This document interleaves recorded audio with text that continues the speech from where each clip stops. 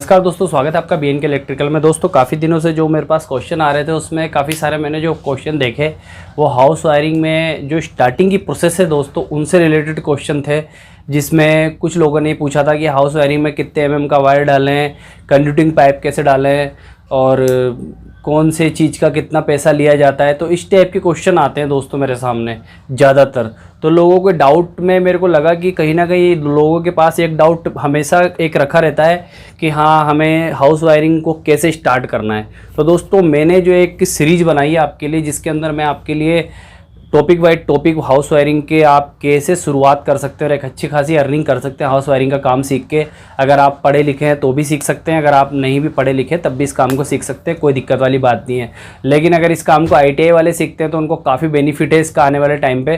तो मैं आपको हाउस वायरिंग से रिलेटेड जो भी XYZ इसकी चीज़ें होती है सारी स्टेप बाय स्टेप बताऊंगा। वीडियो मेरी एक के बाद एक आएगी, एक ही वीडियो में सारी चीज़ें मैं आपको नहीं बता पाऊंगा, क्योंकि अगर एक ही टॉपिक पे अगर मैं वीडियो लेके बैठूँ तो वही काफ़ी लंबी हो जाएगी। तो मैं आज की जो वीडियो स्टार्ट करने वाला हूँ वो हाउस वायरिंग की आप स्टार्ट कैसे करेंगे, क्या चीज़ें आपको देखनी होती है, कैसे आप हाउस वायरिंग का काम लेंगे, उन चीज़ों पर रिलेटेड है। तो सबसे पहले हम क्या देखेंगे दोस्तों, जब भी हम हाउस वायरिंग करने जाते हैं तो सबसे पहले ये चीज़ हमको डिस्कस करनी पड़ती है कि हाउस वायरिंग में हमें कितने रुपए पे काम लेना है। तो दोस्तों उसका सबसे अच्छा तरीका है आपको निकालने का कि आपका जो भी एरिया है, मान लीजिए आपका जो भी एरिया है, मान लीजिए 25-40 का प्लॉट है, 25-40 का प्लॉट है, ठीक है। ये दोस्तों हो जाता है 1000 स्क्वायर फीट, ये स्क्वायर फीट, ठीक है। अब 25-40 का प्लॉट है, 1000 स्क्वायर फीट हो गया, ठीक है। अगर आपको इसकी लाइट फिटिंग करनी है आज की डेट में, ठीक है, अगर आप राजस्थान से हो तो नॉर्मली दोस्तों इसका जो स्क्वायर फीट चलता है 10 से 12 रुपए, 10 से 12 रुपए स्क्वायर फीट काम चलता है। तो सबसे पहले आपको ये नॉलेज होनी चाहिए। अगर आप राजस्थान के बाहर गए हैं तो वहाँ की रेट आपको पता करनी होगी कि क्या नॉर्मल से और हाई रेट क्या है। तो दोस्तों यहाँ पे नॉर्मल ये है और हाई ये है, और हाई इसके ऊपर भी ज़्यादा है। अगर ये नॉर्मल फिटिंग तक आ जाती है, अच्छे से अच्छा काम लेते हो आप, तो ये इतने तक जाती है और ये फिटिंग भी अच्छी मानी जाती है। इससे लोग नीचे भी कर लेते हैं, वो खैर आपके ऊपर है। मैंने इसके ऊपर वीडियो बनाई थी कि कम से कम इससे नीचे तो आप काम ना करें।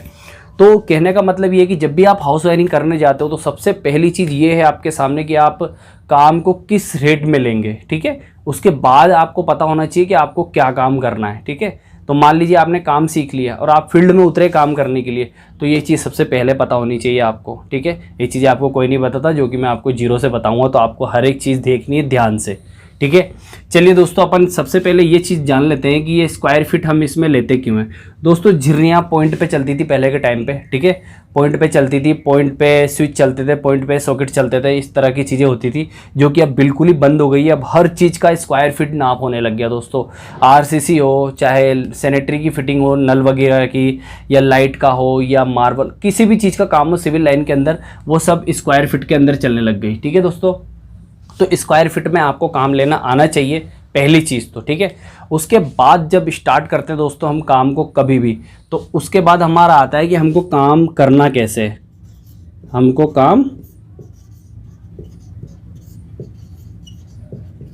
करना कैसे है, ठीक है। ये डाउट आ जाता है अपने पास, सबसे पहले ये डाउट आ जाता है कि काम करना कैसे है, ठीक है। तो जब भी हम हाउस वायरिंग करने जाते हैं तो हमारे पास सबसे पहली चीज़ आपको नोट करनी है कि क्या रिक्वायरमेंट होती है। तो सबसे पहले ये रिक्वायरमेंट होती है कि दोस्तों जब भी आप हाउस वायरिंग का काम लेने जाते हो तो जो पहला काम इलेक्ट्रिशियन का उसके अंदर आता है वो होता है दोस्तों स्लैब की पाइपिंग। यानी जब भी छत डलती है RCC की, जो RCC की छत होती है, इसकी सबसे पहले स्लैब की पाइपिंग जो डालने का काम आता है वो होता है एक इलेक्ट्रिशियन का। दोस्तों सबसे टफ और सबसे ईजी चीज़ भी यही है, लेकिन अगर आपको ये छत के पाइप डालना आ गया तो आप आगे की चीज़ें भी बहुत अच्छे से कर लोगे।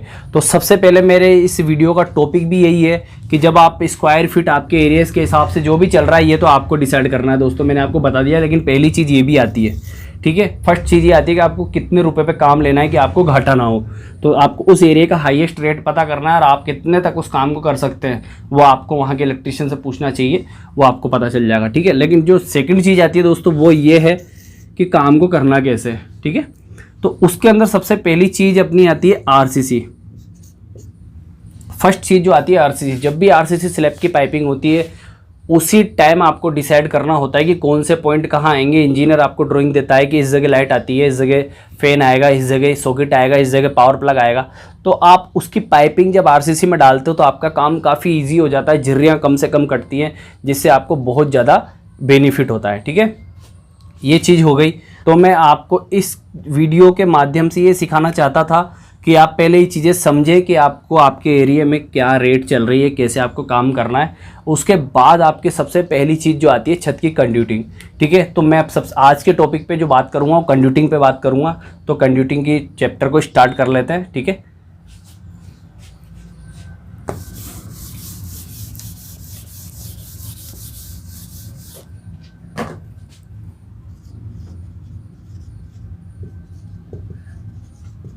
दोस्तों सबसे पहली बात ये कर लेते हैं कि कंड्यूटिंग जो है दोस्तों छत की, वो हमारे 1000 स्क्वायर फीट पे होनी है। मान लीजिए आपका ये प्लॉट है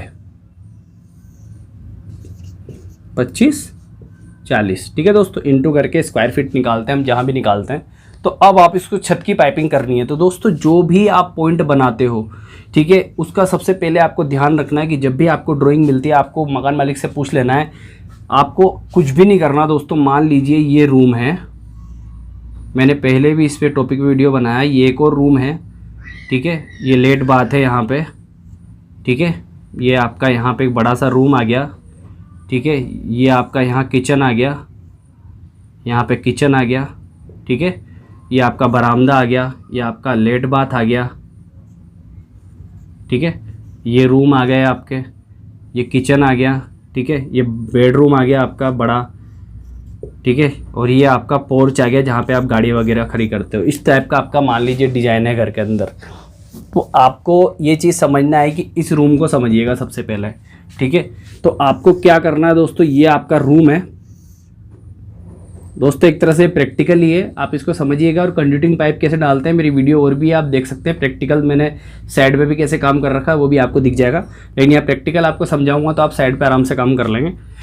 ठीक है, तो दोस्तों क्या होता है कि यहाँ पे छत में हमेशा एक फैन बॉक्स हमें लगाना होता है। ठीक है, फैन बॉक्स लगाने के बाद दोस्तों हमें एक कंड्यूटिंग इधर उतारनी होती है, एक यहाँ से इधर उतारनी होती है, एक यूँ उतारनी होती है और एक यूँ उतारनी होती है। ठीक है दोस्तों, ये काम आपको सबसे पहले करना है। उसके बाद दोस्तों उसके बाद आपको पाइप उतारने के बाद क्या करना है कि जो हमारे रूम का ये ये फैन बॉक्स होता है, इस फैन बॉक्स का एक सर्किट हमें उस जगह ले जाना होता है। मान लीजिए ये हमारा पोर्च है, यहाँ पे आपको एमसीबी लगानी है। तो एक पॉइंट इस फैन बॉक्स का और एक फैन बॉक्स आप और जोड़ सकते हैं। उस दो मान लीजिए मैं यहाँ पे एक रूम और कर देता हूँ, यहाँ पे एक रूम और है, ये फैन बॉक्स है उसका, इसके भी मैंने डाउन उतार दिया चारों तरफ। ठीक है, तो इन दोनों का पॉइंट मैंने यहाँ मिला दिया। ठीक है, और एक पाइप को डायरेक्ट यहाँ ले गया। ये दो रूम मान लीजिए, इनका मैंने यहाँ पे अलग से एक डायग्राम बनाया। तो दोस्तों सबसे पहले जो हमारा काम होता है वो यही होता है कंड्यूटिंग पाइपिंग का। ठीक है, तो कंड्यूटिंग पाइपिंग के आप और भी वीडियो है मेरे चैनल पे, आप देख सकते हैं। तो कंड्यूटिंग पाइपिंग सबसे पहले आपको करना आना चाहिए। इलेक्ट्रिशियन में अगर आपको बनना है तो सबसे पहले ये चीज़ें आपको समझनी पड़ेगी। ठीक है, और आप अगर इस फील्ड के अंदर उतरे हैं तो आपको फेज न्यूट्रल की पहचान होनी चाहिए। ठीक है, अगर आपको उसकी भी नॉलेज नहीं है तो मैं उस पर वीडियो बना दूंगा। ठीक है, लेकिन अगर आप हाउस वायरिंग का काम करने फील्ड में उतर गए हैं, ठीक है, तो आपको इस फेज और इस न्यूट्रल का नॉलेज ज़रूर होगा, अच्छे से होगा, कोई बड़ी चीज़ नहीं है। ठीक है, लेकिन अगर आप हाउस वायरिंग के फील्ड में अच्छा पैसा कमाना चाहते हैं तो आपको जीरो से बड़े लेवल तक हर चीज़ मैं सिखा दूंगा इस वीडियो के माध्यम से। ठीक है, तो ये चीज़ें होती है दोस्तों कि आपको पाइपिंग डालना बहुत अच्छे से आना चाहिए। और हाउस वायरिंग के अंदर सबसे पहली चीज़ यही है कि अगर आप हाउस वायरिंग का काम आपने कहीं लिया है तो सबसे पहले ठेकेदार हो चाहे मकान मालिक हो, आपको कंड्यूटिंग के लिए ही बुलाएगा। ठीक है, कंड्यूटिंग के बाद दोस्तों झिर्रियों में किस तरह से कैसे कैसे बक्सा लगाते हैं उस पर मैं कल एक वीडियो ले आऊँगा। ठीक है, क्योंकि ये वीडियो ज़्यादा लंबी हो जाएगी, आप बोर हो जाएंगे। ठीक है, तो मैं चाहता नहीं हूँ कि 30-40 मिनट की वीडियो बना दूँ कि आप किसी चीज़ को ढंग से देख ही नहीं पाए। ठीक है, तो आज के लिए बस इतना ही दोस्तों। आज का चैप्टर इस कंड्यूटिंग के साथ ख़त्म करता हूँ और नेक्स्ट चैप्टर आपके लिए जो लेके आता हूँ कंड्यूटिंग के बाद हमें क्या करना होता है और कैसे कैसे सेफ्टी रखनी है। ठीक है, उस पर भी लेके आऊँगा। जब हम वायरिंग पे पहुँचेंगे दोस्तों तो उस टाइम मैं आपको फेज न्यूट्रल हर चीज़ की जानकारी दूंगा। तो मेरे इस चैनल पे बने रहें और ये हाउस वायरिंग की जितनी भी सीरीज बनाऊंगा उसको बहुत अच्छे से देखें। इसी के साथ दोस्तों जय हिंद, जय भारत।